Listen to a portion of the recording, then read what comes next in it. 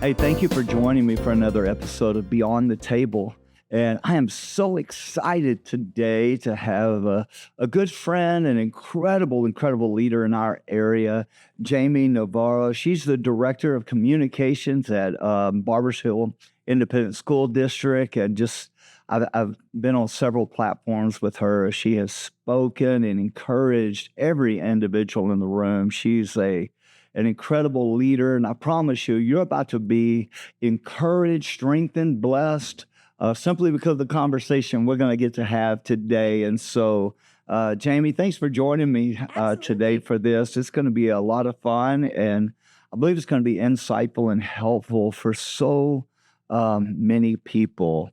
And so I want this morning for you to just take an opportunity and just kind of share maybe your leadership journey, your leadership process a little bit. And, I know a little bit of the story and some of it, but talk to me a little bit about your story and your growth in the arena of leadership. So first of all, I just want to say thank you so much. I'm so honored to be here. I can't wait to get started. And I just love to see the journey that how God has worked in my life and has just truly transformed my life over the past 2 years specifically, awesome. But over the past 41 for sure. But my journey ultimately started, I think, probably when I was in high school, when you have that moment that you realize that people will follow you or people won't follow you depending on the situations. And I think I learned early on that I'm a person that's a doer, that I want to make a difference in the world, but I want to make a difference in people's lives. So for me, it's the relationship piece. It's that intimate piece that you have with an individual that you truly are putting yourself to the side. And it's just servant leadership, which everyone that's listening to this podcast or that will listen to this podcast or see this already knows that about you for sure. And I think that that is so important that in our lives, that's where it starts. And I think we have to make sure that we focus on that. But through high school, I went on to Sam Houston State University, graduated with actually a literature degree, started teaching high school English, did that for almost 16 years. Oh, wonderful. And then was approached. I was very involved in service organizations, involved in the church, very involved in our community, politically, just wanting to get involved and truly plugged into our churches, our communities, our businesses, and just really making a difference. So Dr. Poole had approached me almost 6 years ago now and had asked me if I may be interested in doing the community relations, communications role for the school district.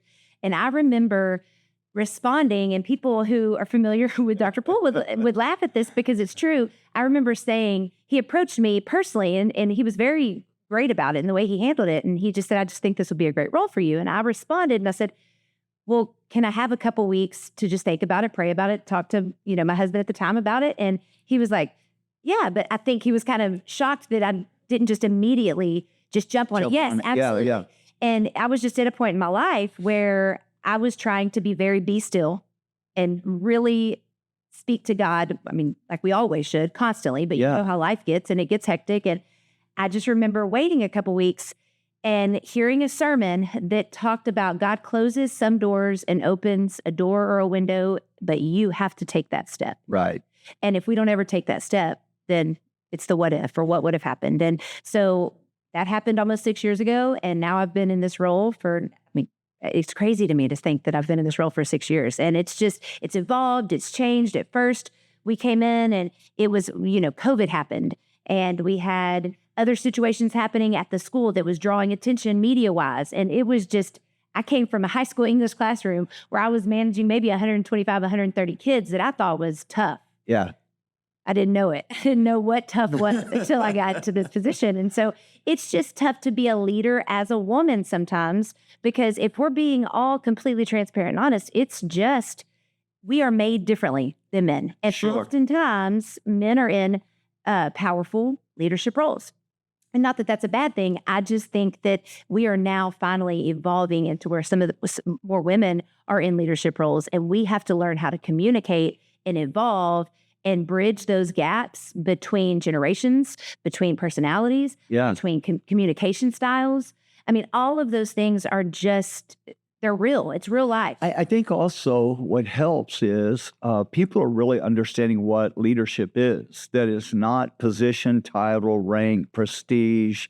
I'm in control. They're really understanding that what you said a moment ago, servant-based leadership, adding value to others' leadership. And I think about, because we live in the same area, I think about coming in when you did. We just had, if my timeline is right, we just are experiencing the largest hurricane to ever hit the coast with Harvey. You come out of that into some, challenging conversations around some of the things at the school. Absolutely. Then we shut down everything because of COVID. So, then you're trying to, how do you restart, keep everybody, 2024 might be the first year you have a sense of normalcy in a job you've been in for 6 years. Absolutely. You say that all the time because now I've been in this job for 6 years, and I really do think last year started to be a little bit normal. Mm-hmm. And then this year we've had a little bit more normalcy where it's starting to get there. And it's crazy because it's funny to think that I didn't really know what normal felt like. So many people they would say, man, Jami, it's like trial by fire. And I'm like, definitely. My first year coming into the job, but I love a challenge. Yeah. And I think that's just one of the gifts. I guess I don't know if it's a gift or a curse, but definitely I think it's a blessing that if you're a person that thrives in those, avenues, I think it definitely helped me being in that position. But I also think it helps me being obedient to what God's leading me to do, because sometimes we're just being transparent and honest. I want to do what Jami wants to do sometimes. Sure. And it's hard being a woman that is in a leadership role. And I want to say this too. If you're listening to this out there, any woman, any young girl, I don't care if you're 6 to 65, I don't care what your role is or what your title is. You're not defined by that. You are defined by who God created you to be. 100%. And I think it's so important that we remember that no matter what role you're in, you can be a leader in that role. Yeah. It doesn't matter what that title is. It doesn't matter where you are. If you're not even working, if you're a stay-at-home mom, it doesn't matter. That's a job. That's a job.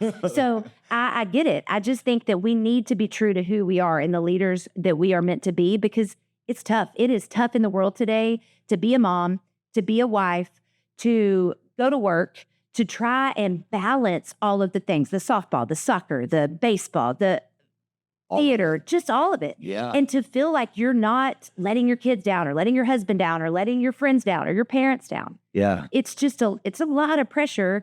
And I'll be completely honest. And you know this because you know the way women are. We want it to be the way we want it. Right. And we think, it's going to work out this way. Yeah. But it doesn't always end up being that way. But I just want to make sure one thing that if anyone hears the things that I'm saying today, it is that God created you to be an amazing individual, and He created you for a purpose. Yeah. Follow that purpose. And as women, we do have something that men don't have as much, which is that intuition. Yeah. And it is. And follow that and be true to that, because I think that's what I think one of the leading things to help you lead is, sometimes trust your gut. And I think ladies have, like you said, and men do too. I think we count men short, and we definitely count ladies short at times. But I believe God's given us an intuition.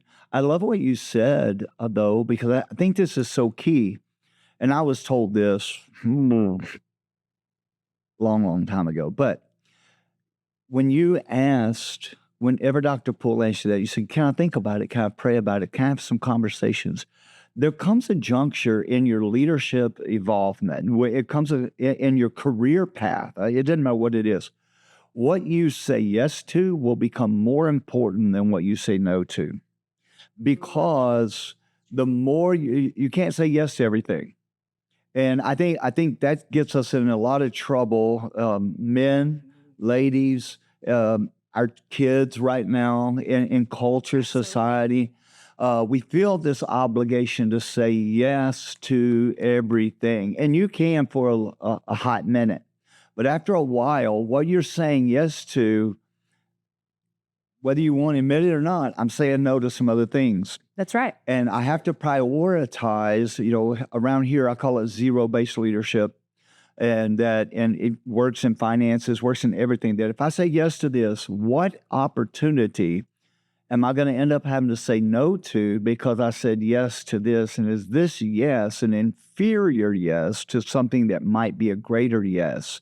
So even though, you know, in everybody else's eyes, and you did say yes to the role and position, I admire so much because so many people would have just jumped on that. They would have just said, that's a no-brainer. I can't believe you took 2 weeks.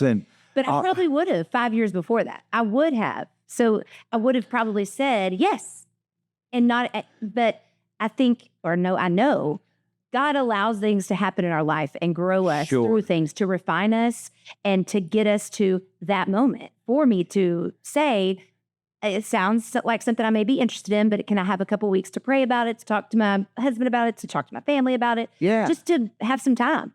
But I wouldn't have done that 5 years ago. And I absolutely agree that I'm a person that is a yes person. Yeah. And I'm a pleaser. And I have learned the older I get that I have to say no. Yeah. But I also have to learn, just like you said, to prioritize. I might want to say yes to things because Jamie likes those things or Jamie wants to do that. But if it is not something that I stop and is this what God is leading me to do? Because that's the biggest struggle that we all have in anything. Job, work, job, family life, relationships, social life, all of the things. It's the balance. Yeah. And I think at the end of the day, we all struggle with that. And I would love to tell you that I get up every morning and I'm disciplined to do a 30-minute devotional and a 30-minute devotional during the day, a 30-minute devotional at night. But God knows as well as I'd be completely lying. I would love to be disciplined enough to do it. Sure. And I do it as much as I possibly can. But really, it should be prioritized that way. But it's just life. But it is, you have to say yes to the things that are going to add value to your life. Yeah. And to the people. And I think that's something as women in leadership roles, you are exposed to a lot of different people and a lot of different things. And we have to be true to ourselves and to the boundaries we want to set in relationships, the boundaries we want to set in our work relationships. Women are going to be presented with certain things in the workforce these days. It doesn't matter if it's now or 20 years ago. Men will be too. I know we're talking about women specifically, and that's what I know. It's just when people approach you or if you are going to encounter something that you're uncomfortable with, I think we have to be true to ourselves and think through those things prior to them happening. Yeah. So we know what our boundaries are. 100%. What we're okay with and not. And we have to be, I'm still learning this, but it's that you have to be okay with the fact that people may not like or may not support some of your ideas, some of your decisions, and that's okay. And one thing I tell my 3 daughters all the time is, don't try to insert yourself in a room you're not invited in. Oh, that's so good. And that's so good. It's important because sometimes God doesn't want you in that room. See, but I would also say this. Once you've been invited to that room, don't be quiet.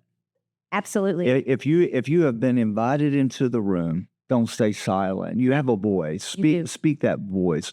I want to lean into that a little bit just for a moment on the idea, because you've seen it, you've watched it, and I think we've made some great strides. I think there's greater strides that need to take place. But women in leadership roles, whether they have the title or not the title yet, but we're finding that, and I'm finding it to be a lot healthier for us to have diversity at the table, diversity in the room, when it comes to men and women to speak into things. And so I know even here in our church governance, whenever I started putting women on the board, son, that is just working. Is it like changing carpet in the Baptist church? Almost.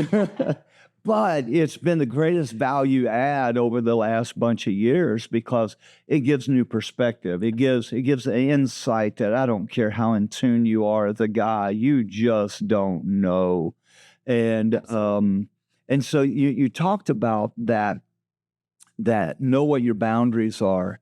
And I think this applies to men and women, but I think you have to define your values, and then you define your worth. If you don't, other people will define your values for you, and other people will ascribe your worth to you.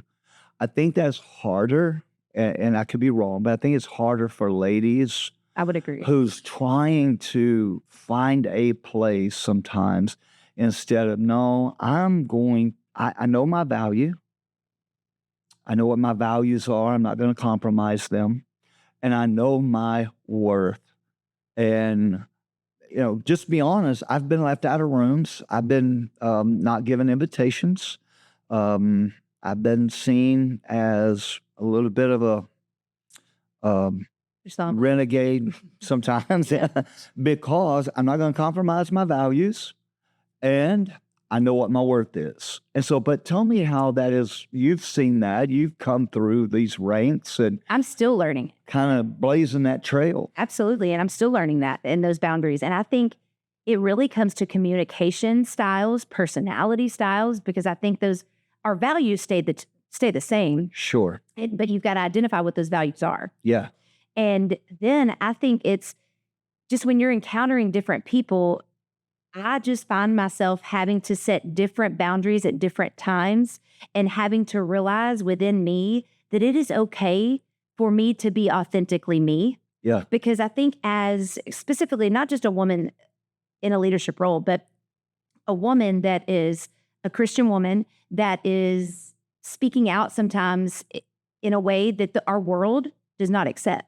Yeah. And that our world pushes back on. And that's peer pressure. It is. It's pressure. And 100%. I'm going to be completely honest. There's times that I do want to speak up, or I should speak up, and I don't.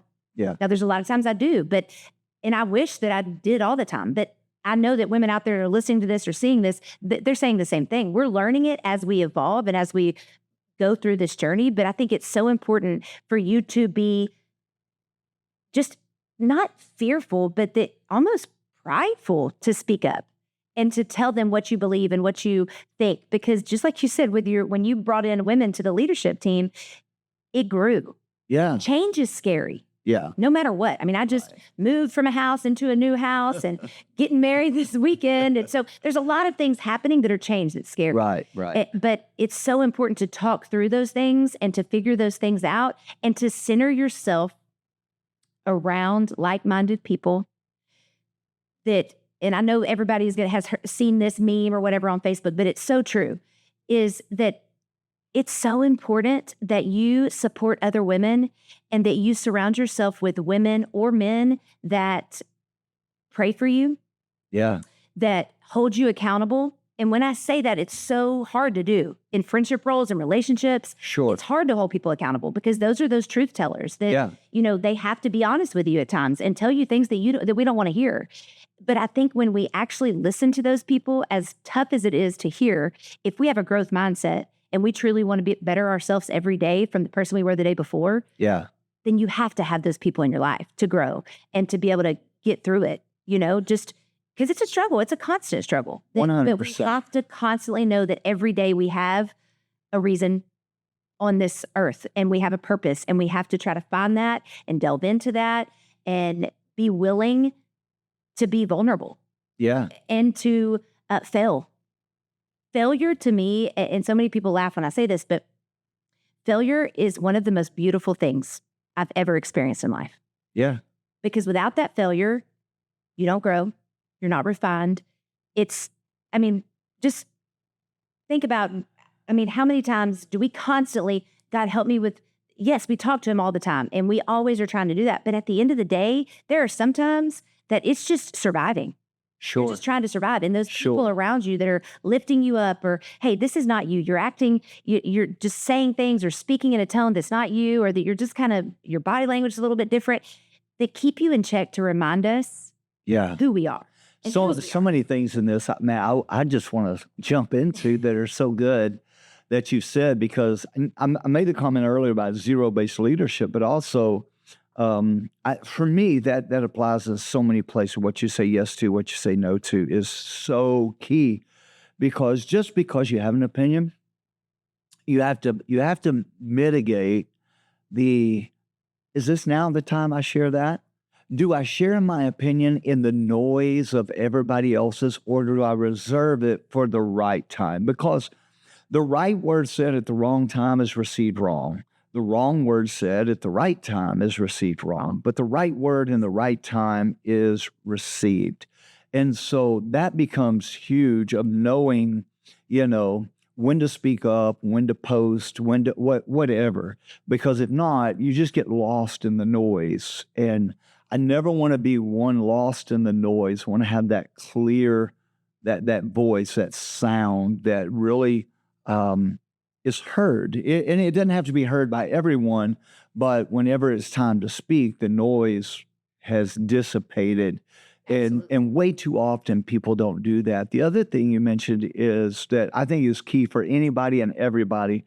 And I'm going to come back at another time, and I'd love for you to come back and be on a panel with me to talk about that inner circle of friends, those truth tellers, those ones who aren't afraid to be rejected. Because the reason why we don't tell our friends the what we call around here the last 10%. You know, we tell them the 90%, but not the last 10%. It's the last 10% of truth that really helps people the greatest. And the reason we don't is we are so not intimidated. We're really afraid my friend is going to reject me. You know, or I'm going to hurt their feelings. I'm going to hurt their feelings. Years ago, I have a buddy, and he is a bigger than life personality. I mean, just bigger than life, and I love hanging out with him so much. But we were sitting there having a conversation. A guy walked by and he said, "Hey, let's get together, and I want to talk to you. I want to meet with you." And it was one of our judges out here, and he goes, "Yeah, let's do that. Give me a call." Well, judge walked off, and I sit there and I looked at my friend. I said, "Can I be honest with you?" And he goes, "Yeah." I said, "You won't call him and you'll forget." And he's like, I said, "I've watched you for years now make big claim. Hey, I'm going to reach out. Oh, I'm going to do." And I said, "And your intentions are 100% there. And authentic. But you don't follow through, and you leave people hanging and disappointed. And so when you don't follow through, they're like, oh, okay." He told me, he told me, he said, "Man, that's some of the greatest counsel anybody's ever given me. Thank you." And he pulled his phone out and made a note and said, "Call Judge." And I was just like, you know, we don't do that. And to be all honest with you, I think women probably are better at it than men.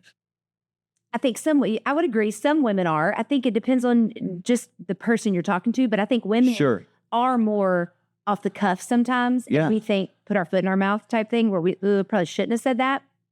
And I think that's why just before this podcast, when we prayed before it, I mean, it is because we don't want that. This isn't for us. This is what God's wanting to do through us for other people. And that's what our focus is. And one thing that you mentioned is just being at the table and the change and the talking and the making sure that what we're deciding and the diversity, I think it is so important, not just men and women, but generational. Oh, diversity. Yeah, 100%. Because we are in a time right now where I was in teaching in a classroom for 15, 16 years. So you try to be informed, and I was teaching high school. So you try to know what's going on, know the words, know the lingo. And then here I am in this position for 6 years, even though I have children that are in high school, you're distanced a little bit from that. And I think that if we stay focused and stay in tune to what's happening, not with the world.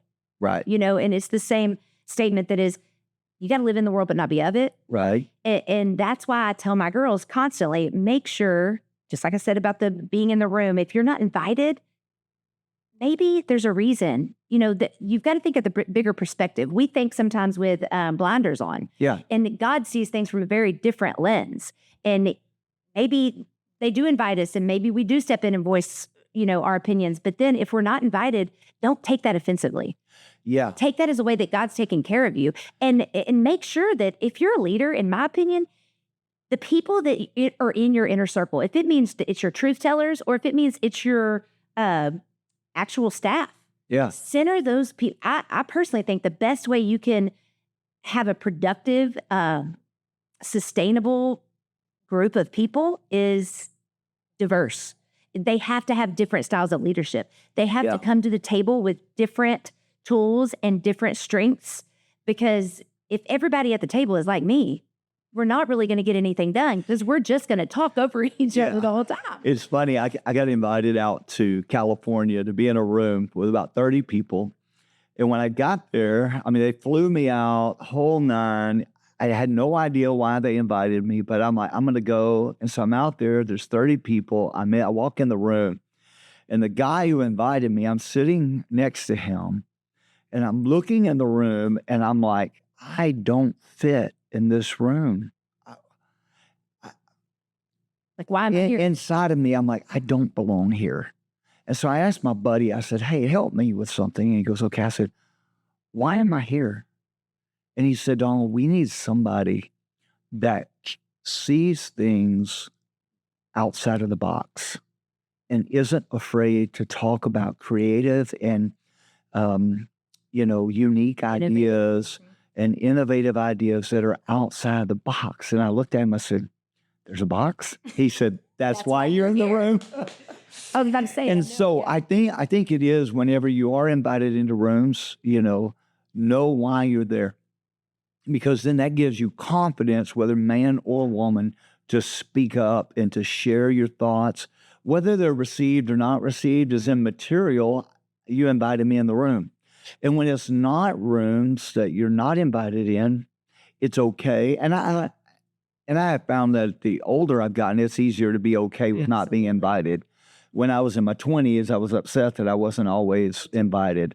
And so I think 30 still feels that way. Still feels. I think it's understanding that role and that time, and I think that helps. And so, how have you seen the role kind of grow and change over the years? Over the past, this role that you're in now? The role you're in now, but also not just that, but and I'm an outsider looking in. I'm not on the inner workings, but it looks to me like Dr. Poole has done a phenomenal job of surrounding himself with some incredible talent, but some incredible ladies. Yes, absolutely. That are on the executive level team. Yes. And so I think that's been huge to his advantage. Absolutely. And to the community's benefit. I think we've received the value of what you guys have done as a community. Because of that. And I think the main thing, and we've seen this, and because we're in the same community, the growth has been, it's just crazy to see the growth in this area, and not just the way that our enrollment, has increased, the businesses, just community involvement. And one thing I know a lot of districts may not experience like we do, and we love it, is having our communities, like our small businesses, our HEBs, or what they want to be involved. They want to be plugged in. Our chamber does a great job getting that involved. Yes. And I think where I've seen this grow is going from a 4A school district, to almost a large 5A or almost a 6A in the next, few years.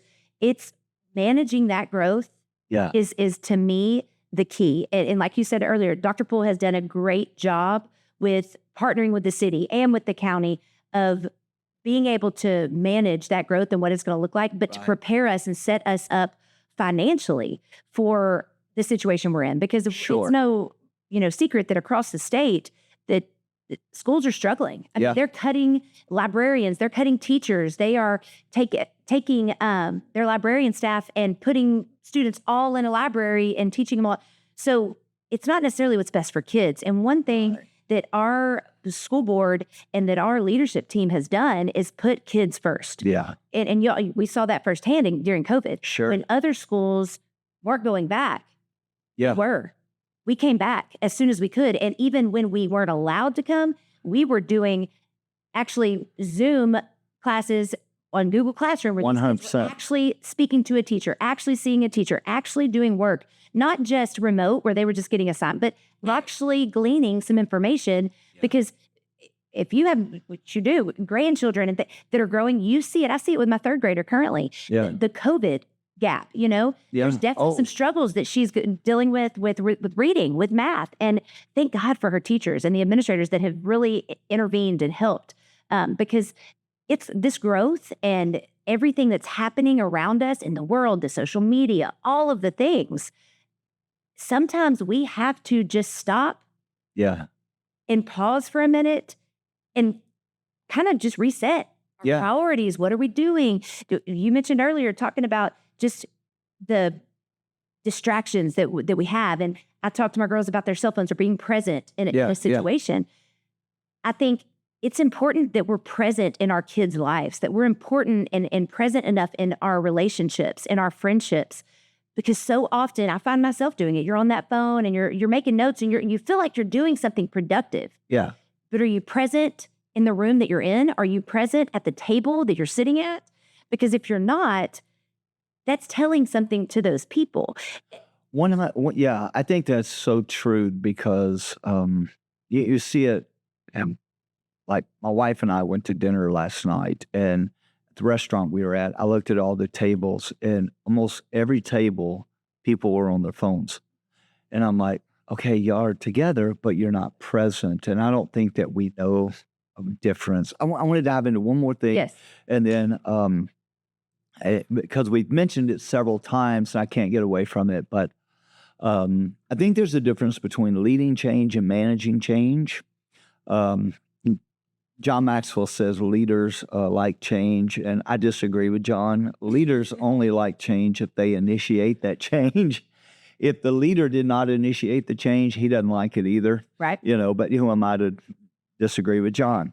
But I will and have. So Right. you guys have done a great job of not managing change, but leading change on the forefront of seeing culture, seeing different things, and that's what it went to with COVID. Right. COVID was an opportunity really to lead or to manage based on what everybody's telling you. For us, we shut down for a while too. Right. I did it because the judge called and said, "Hey, would you close? Yeah, right. Because if you'll do it, others will follow suit." I said, "Yes, sir." Well, he called me a few weeks later. He said, "Would you open back up and take notes so I can share with everybody else how to open up safely and correctly?" Right. You got it. And so I think there's a difference between leading change and managing change. And what have you seen in the role that you have? Because it has evolved in communication where you had to maybe blaze some new trails or lead a little bit. Right. And not just manage what's coming at you. So I think for sure it goes back to our values and what our community stands on, what our school district and our school board and our leadership team stands for. And I think that is why when every other school their teachers are going literally to their board meetings with almost pitchforks. Like they didn't want to go back to school. Right. The reason you become a teacher or the reason you go into education is to serve. Yeah. It's to serve students, or hopefully that's the reason you're in it. So if you're listening and you're in education and it's not for that, we might want to find a different avenue. But I think that's where we really make sure that we stay true to our values. But I think that's what it is. It's going back. What are my core values? Is it to add value and serve others, or is my core value somehow to serve me? And we do, and it's scary because there are several professions I think people go into, and maybe they go into it for the right reason up front, but life begins to come at them, and they change their value system. And I would think real quick, teaching is one of them. Medical, nursing especially is huge, and I would say even pastors. Counseling, any of that. Counseling, any of that. You go into because you love people, you want to value people, you want to serve people, but people are messy. And if you're not careful and you always aren't true to those values, after a while you start doing it for the wrong reason. And just watching you over the last bunch of years has been fun because you have stayed true to your values. You've led well. You communicate so well. You're a great representative of the school to the community and to other communities. And so Very much. I know that you probably don't get the credit and the kudos you deserve, but a lot of us who watch, we notice, we observe, and we don't say appreciate that. thank you enough, but thank you for leading so well and putting a great voice to our community from our school. Well, I'll take a book from Chick-fil-A and say, my pleasure. And I mean that wholeheartedly because I love this district. I have children in the district. I've taught in the district. I see people all the time and it makes me feel old that I've taught that now have children. And so I'm at that age where it's like, man, but I truly love what I do. Yeah. And I truly love this community and I love the people. And I think for me, I'm a why person. Yeah. I'm a big why person. And some people probably get annoyed with my questions that I ask constantly, but it's because I need to know the why. Yeah. Because if you don't have your why and you don't know why you're doing what you're doing, then what are you doing? Yeah. You know? Absolutely. So I think that's where, for me, with us, with the school district, with leading and moving forward and with the growth, it comes down to values and being true to who we are and not wavering because of the world Yes. and because of what our state is doing or what our state is saying. It's okay to ask questions Yeah. that are uncomfortable questions. I think if all we're doing is asking questions that are prepared for us, then where's the thinking? And Yeah. that's the other thing. We have to get back to another topic, but metacognition. It's the thinking Yes. about thinking Yes. and that wait time. Yeah. You know, just sometimes it's okay not to have the answer. It's okay to 100%. have time to think through the answer, listen to people's ideas, brainstorm to come up with an answer. Sometimes we have the luxury and the time, sometimes we don't. A tornado's coming and we've got to make sure that we're making those decisions at the school but you're right. Dr. Poole has people and he has hired people that are on that team that, especially in the past 5 years, it's changed, Sure. we've added more people. There's actually more men at the table now also. And then we have amazing women Yeah. that we're centered around that are making differences and actually life changers for our district and have been huge mentors. One person I definitely on that team will say, and I know you know this as well, is God put the May family, Lori May and Benny Oh, May. yeah. They're amazing. Incredible. And she has been a truth teller for me. She has become one of my very dearest friends. Wow. And I love to see how God works in your life because it's just amazing. And it's brought us closer at work, which has grown me as a leader, as a woman, and has empowered me to raise hopefully future That's so leaders. good. I love it. That's so good.